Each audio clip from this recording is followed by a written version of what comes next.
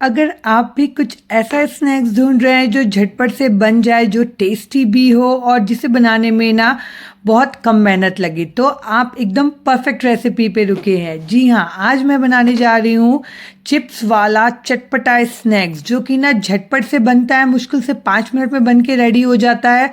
आपको बच्चों को देना हो, शाम को भूख लगी हो, या चाय के साथ कुछ टेस्टी खाने का मन कर रहा हो, या अचानक से आपके घर पे गेस्ट आ जाए तो उन्हें सर्व करिएगा। बहुत ही बढ़िया लगती है और सब आपके ना दीवाने हो जाने वाले हैं। तो सबसे पहले यहाँ पे ना मैंने लिया है 8 से 10 लहसुन की कलियां।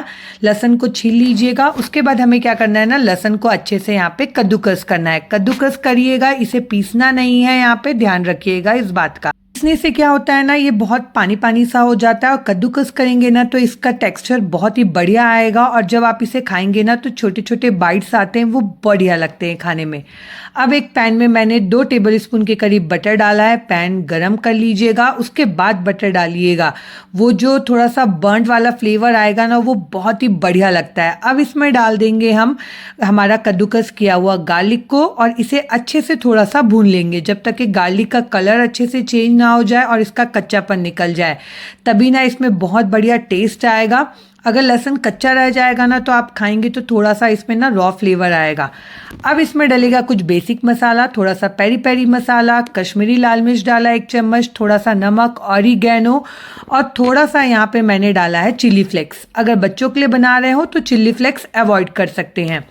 अब यहाँ पे फ्लेम को कर दिया है मैंने ऑफ, और इसे ना अच्छे से मिक्स कर लेंगे, क्योंकि हमारा पैन भी गर्म है और बटर भी, तो अच्छे से ये भुन जाएगा। जैसे ये अच्छे से मिक्स हो जाएगा ना, इसे अब टोटली हम ठंडा होने के लिए छोड़ देंगे। गरम गरम में कोई काम नहीं करना है। अब इधर लिया है मैंने फ्रेश क्रीम। ये इजीली आपको ऑनलाइन मिल जाएगा। अगर आप फ्रेश क्रीम नहीं यूज़ करना चाहते ना तो इसकी जगह पे आप मलाई भी यूज़ कर सकते हैं। अगर आपको क्रीमी टेक्सचर पसंद ना होना तो आप यहाँ पे हंकड़ का भी यूज़ कर सकते हैं।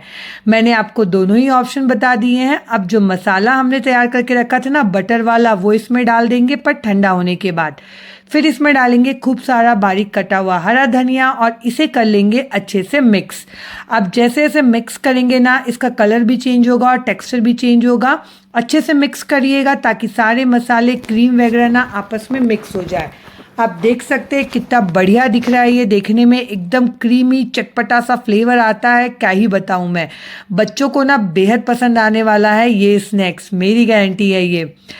अब इसमें डालेंगे चिप्स। चिप्स यहाँ पे ना आप अपनी पसंद का कोई भी चिप्स यूज़ कर सकते हैं, आपको जो फ्लेवर पसंद हो वो।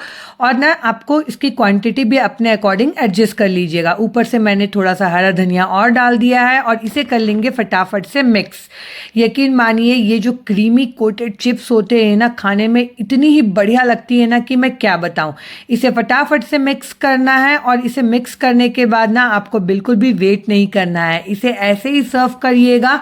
अगर आप चिप्स को इसमें मिक्स नहीं करना चाहते ना तो आप एज ए डिप भी इसे यूज़ कर सकते हैं, और चिप्स को इसमें डिप करके भी खा सकते हैं।